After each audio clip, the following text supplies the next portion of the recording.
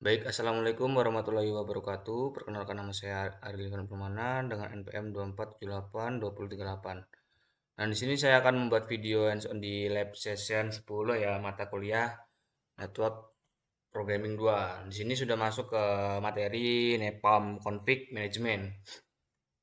Nah, pada tugas video ini saya disuruh untuk menjelaskan proses langkah dari 1 sampai 5 dengan kasus yang berbeda. Nah, pada praktikum ini kan menggunakan VLAN 50 ya, dan loopbacknya loopback 1. Nah, sekarang ganti misal VLAN-nya 99 dan loopbacknya 99 dan jelaskan step proses dan outputnya. Oke, kita masuk ke tahap yang pertama, yaitu initial backup. Jadi saya sudah ada di topologinya saya yang sudah sesuai dengan perintah dan beserta IP. Nah, semua ini sudah terhubung ke Docker atau bisa SSH. Nah, langkah pertama itu membuat script nepom untuk menyimpan running config atau backup dari setiap device. Format nama file backup device pre-cfg. Oke, saya masuk ke Docker saya.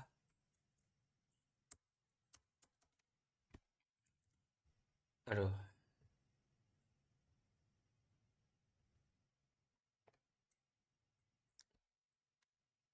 Ini saya sudah membuat directory sendiri di lab 10.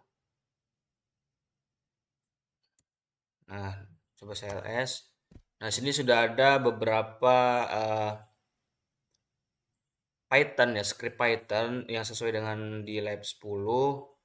Nah, di sini ada di backup ya. Coba saya ls.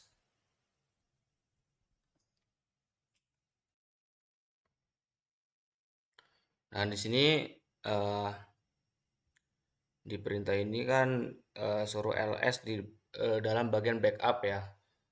Nah, di sini saya ls backup. Nah, di sini sudah ada ya di router 1 sampai switch 6 sesuai dengan eh, langkah yang pertama. Terus langkah yang kedua, oh enggak, saya akan menjalankan yaitu backup py Python 3 backup config py backup config backup pre.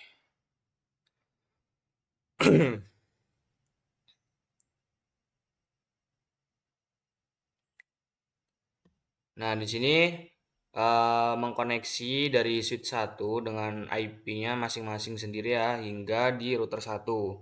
Nah, dia tuh connect semua dan dia save-nya itu di dalam backup ini ya. Nah, jika kita ls backup maka dia keluarnya akan seperti ini. Ini hasil dari backup pre.py ini ya. Oke, lanjut. Selanjutnya langkah yang kedua itu creating junction files, yaitu membuat VLAN 50 pada state switch dan mengaktifkan loopback 1 pada router. Nah, di sini yaitu di dalam apa? VLAN CFG ya. Saya klik aja TLS. Nah, saya masuk ke dalam nano VLAN CFG. Nah, di sini yaitu VLAN 50 dan name-nya Nepal Lab ya. Keluar dan di loopback CFG kita cek nano loopback.cfg. Nah, di sini interface loopback 1 dengan IP address-nya 10.50.51 dan subnet-nya 255.555. Description added by Nepal. Udah sesuai. Klik aja dulu. Nah, selanjutnya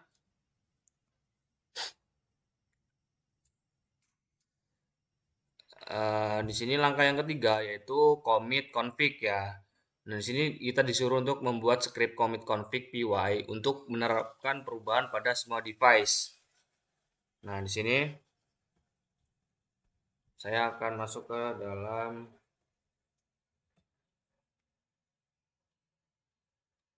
nano commit config.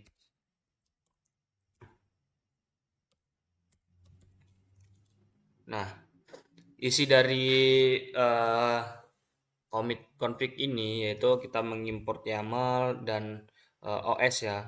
Nah, di sini with open device YAML dia tuh membuka isi dari device YAML yang dimana di dalam device YAML itu berisi informasi dari berbagai semua device dari username, IP, driver, terus password dan ya yang ada di dalam situ lah pokoknya.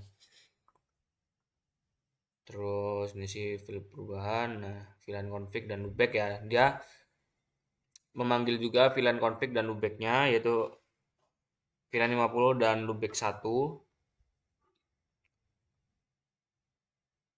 Oke, lanjut. Nah, di sini device drivernya, hostname, username, password. Nah, portnya itu menggunakan port 20 saya ya. Nah, jangan lupa transport SSH sudah pasti. Lanjut.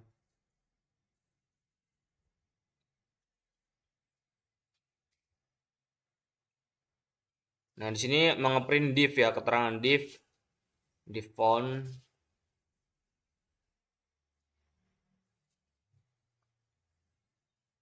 Oke, nah, done ya. Langsung saja kita running dari commit Python 3 commit.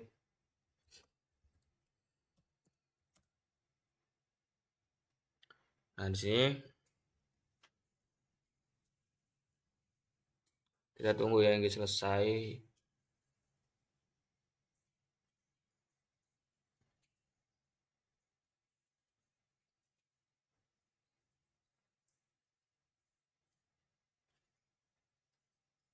Nah, pada script commit config ini dia tuh melakukan merge ya, merge konfigurasi, menampilkan div dan commit.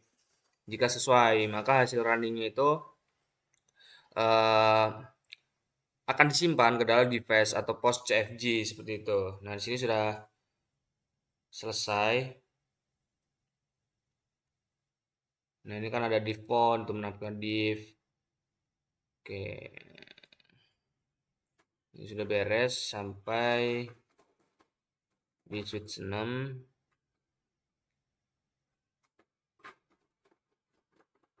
Oke,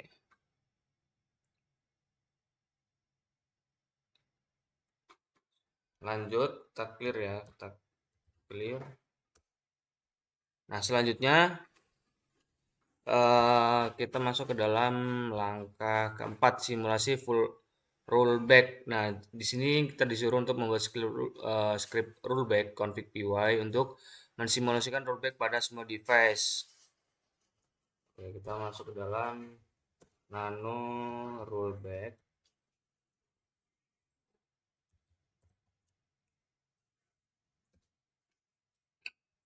Rollback config py.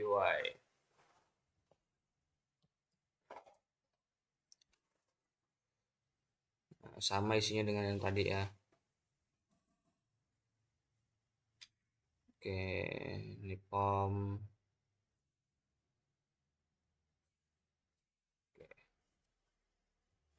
Keluar aja, kita clear. Nah, selanjutnya kita akan running. Wait. Oke, di sini di dalam VLAN config dulu ya. Kita rubah menjadi perintahnya kan di sini VLAN 99 dan loopback 99 ya. Kita ls, kita nano VLAN config cfg. Nah, ini saya akan rubah 99 x y ter, terus kita nano lagi di loopback ya. Nah, di sini kan loopbacknya 1. Nah, kita ganti 99. IP-nya samain aja nggak apa-apa. Enter. Lalu kita clear. Nah, jika sudah, kita langsung di running kan, yaitu yang ya backup prep.py.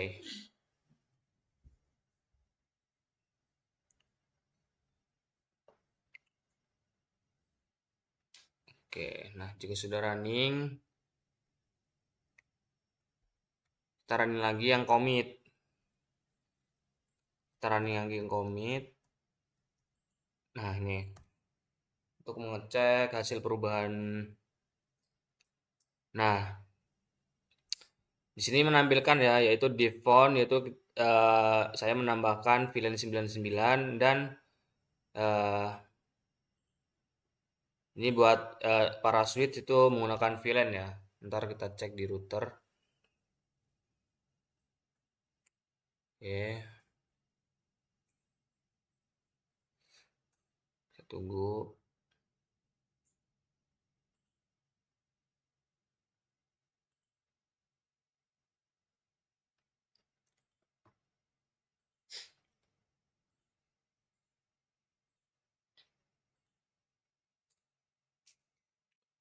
Hingga yang terakhir itu kalau nggak switch 6 itu router 1.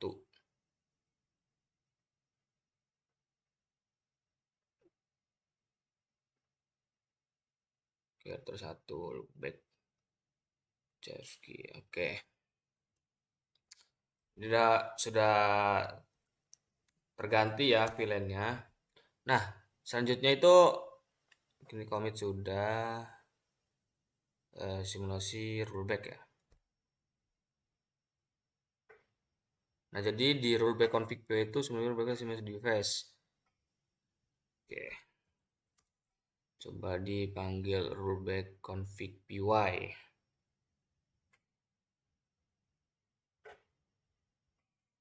Nah, kita panggil kita running Python 3. Nah, device 1 connect ya. Pre backup.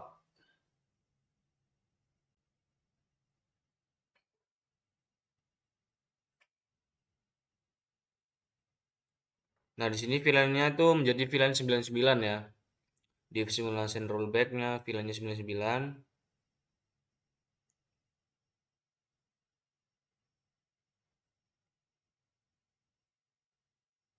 Oke.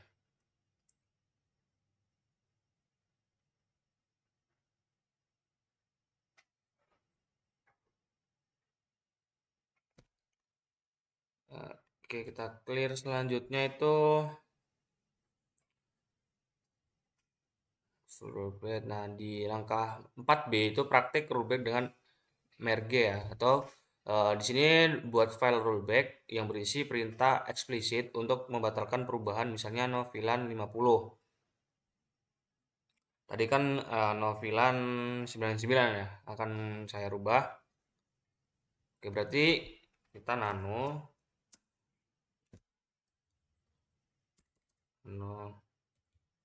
rollback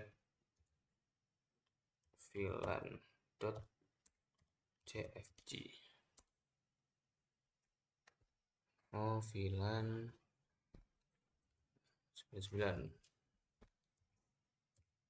Oke.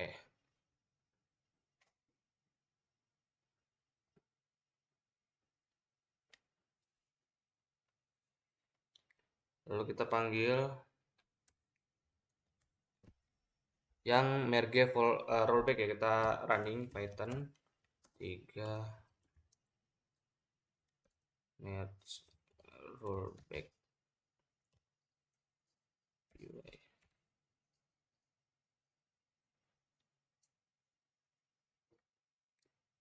Nah, di sini keterangannya itu rollback VLAN config di atas untuk switch 4 hingga 6. Nah, di sini switch 4, 5, 6. Nah, jadi berhasil lah. Itu kita menghapus VLAN 99 dari switch 1, switch 4 hingga switch 6. Jadi tahap ini berhasil. Langkah yang kelima, verifying device. Jadi verifikasi semua perangkat menggunakan script verify device PY.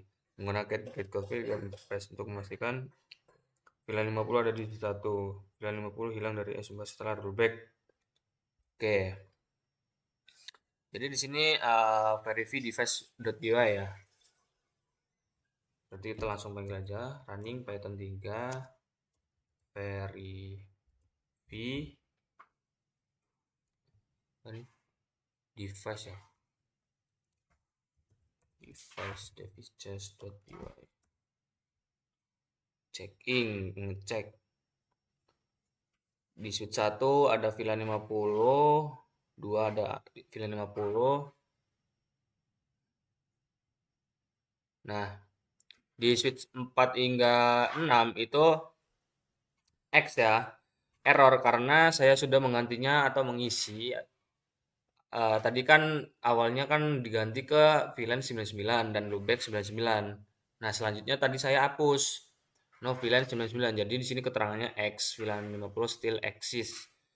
Di router 1 juga no loopback, not found ya, karena tidak ada loopback 1. Oke, komplit, berhasil. Nah, yang terakhir saya akan menjawab pertanyaan 10 pertanyaan dan bonusnya itu ada 2.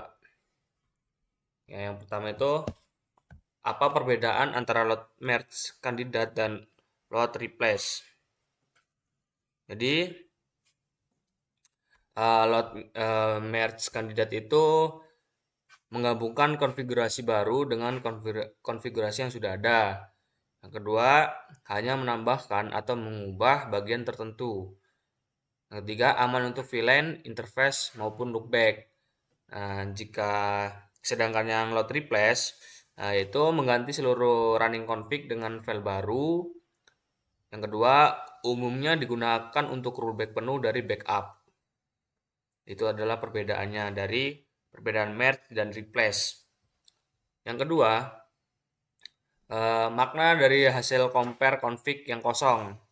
Nah, jadi jika compare config itu tidak menampilkan apapun, artinya tidak ada perbedaan antara konfigurasi saat ini dan changset ya.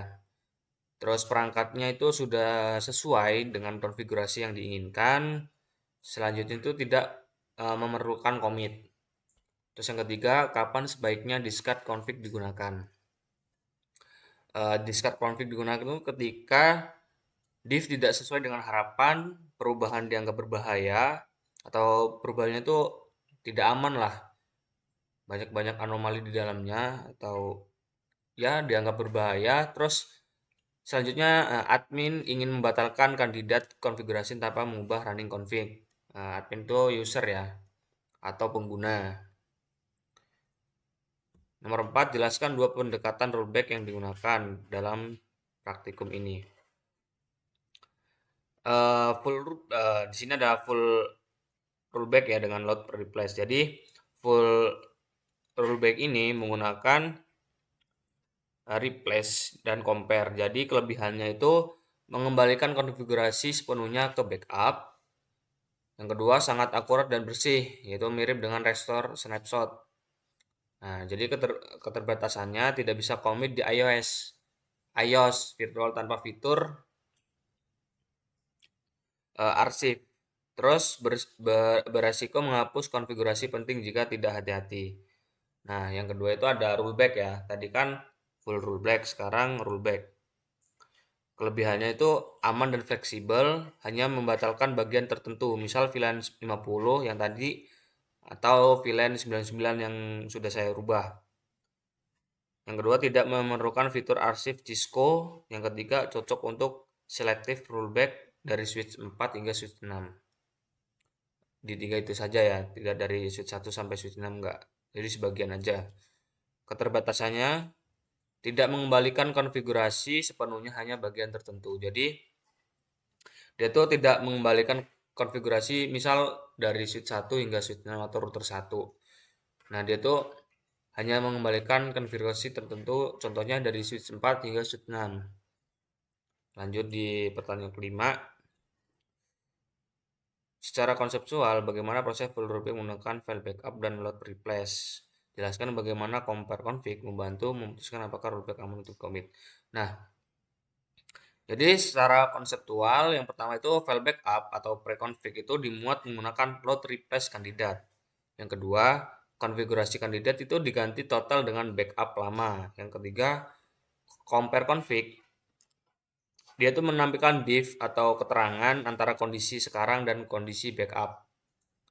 Terus yang keempat, jika diff aman dan cocok, maka dilakukannya commit config. Nah, jika diff-nya itu tidak cocok, dia itu tidak akan melakukan commit config ya. Dia akan melakukan commit config jika div itu aman dan cocok. Nah, jadi compare config ini sangat penting ya karena membantu pengguna atau user memverifikasi apakah rollback itu akan menghapus konfigurasi yang penting maupun yang tidak. Yang keenam, jelaskan manfaat mekanisme compare before commit dibandingkan langsung mengetik konfigurasi manual. Nah, jadi manfaatnya itu dibanding mengetik manual, commit before commit ini menampilkan diff sebelum perubahan diharapkan. Yang kedua, mengurangi resiko salah konfigurasi. Yang ketiga, mendukung review otomatis. Nah, ini sangat penting di automation Pipelin ya. Terus yang terakhir itu mengamankan proses perubahan atau change management. Nah, selanjutnya bagaimana konsep idempotensi diterapkan dalam praktik ini. Jadi, eh, konsep idempotensi, jika menjalankan script berkali-kali, maka tidak ada perubahan yang dihasilkan atau menghasilkan kondisi yang sama atau tetap. Nah, di load merge kandidat itu tidak akan mengubah konfigurasi jika konfigurasi sudah sesuai atau ditunjukkan oleh keterangan div yang kosong. Nah, di praktikum ini kita tuh mengajarkan dari idempotensi melalui compare config. Nah, yang ke-8, apa risiko jika credential disimpan langsung di script informasinya. Jadi, risikonya itu password itu mudah dibaca oleh siapa aja yang mempunyai akses ke file atau ke directory lah intinya. Nah, jadi rentan bocor ke GitHub maupun log di CI maupun di CD. Nah, jadi cara mengatasinya itu yang pertama gunakan Ansible Vault atau environment variable. Jadi Ansible ini di atasnya di Nepal ya, atau lebih update lah dibandingkan Nepal ini. Terus yang kedua, simpan kredensial di file terenkripsi. Misalnya menggunakan .environment. Nah, itu ya. Terakhir, gunakan secret manager. Itu contohnya itu ada Vault, AWS Secret Manager itu ya. Terus yang ke-9, mengapa Pipelin Automation harus selalu menyertakan langkah backup sebelum commit? Karena backup itu sangat penting karena memberikan point of return jika terjadi kesalahan. Dia tuh akan mereturn poin-poin tertentu jika ada terjadi kesalahan. Nah, terus mendukung rollback cepat, pastinya memastikan perubahan tidak merusak jaringan. Jadi setiap kita melakukan perubahan itu tidak dapat atau merusak jaringan di server. Terus merupakan backup itu merupakan bagian paling wajib ya dari change management. Nah, yang terakhir itu nomor 10, jika satu perangkat gagal commit, bagaimana seharusnya sistem automation menanganinya tanpa menghentikan seluruh batch. Jadi, PPLN itu harus yang pertama mencatat device mana yang gagal. Yaitu misal di switch 4 error tuh, maka si PP Lintar mencatat. Terus yang kedua, tetap melanjutkan ke perangkat lain jika eh, tidak menghentikan seluruh batch. Terus yang ketiga, menjalankan fallback atau rollback ya, rollback khusus ke perangkat yang gagal. Jika perangkatnya berhasil, itu tidak perlu menjalankan rollback ke perangkat yang berhasil. Yang terakhir itu mengirimkan notifikasi otomatis seperti itu. Lanjut di pertanyaan bonus. Di sini ada soal 1 dan soal 2.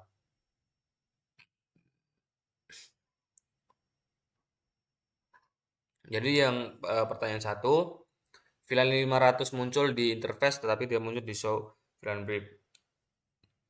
Eh, Kemungkinan penyebabnya itu yang pertama FTP mode bukan transparan atau sehingga VLAN tidak ditulis ke running config. Terus yang kedua itu switch menggunakan VLAN database atau database lama ya, tidak update ke yang terbaru. Bukan config dari Nepam. Terus yang ketiga, VLAN konfigurasi tidak di commit.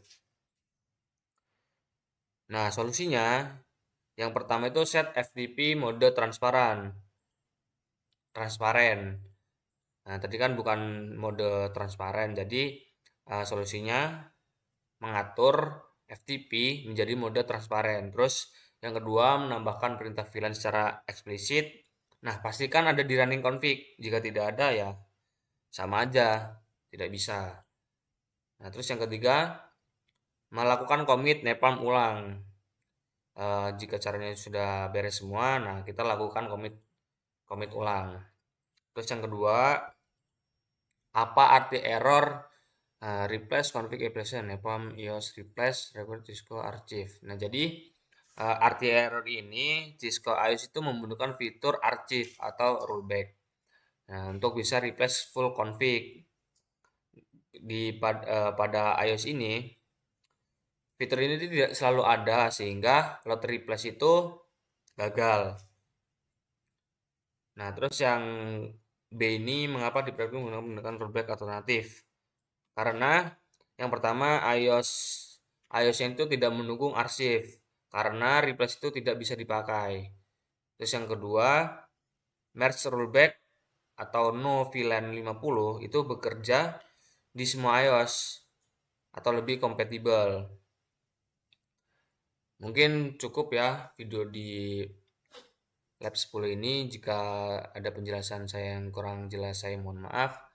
Saya akhiri, wassalamualaikum warahmatullahi wabarakatuh.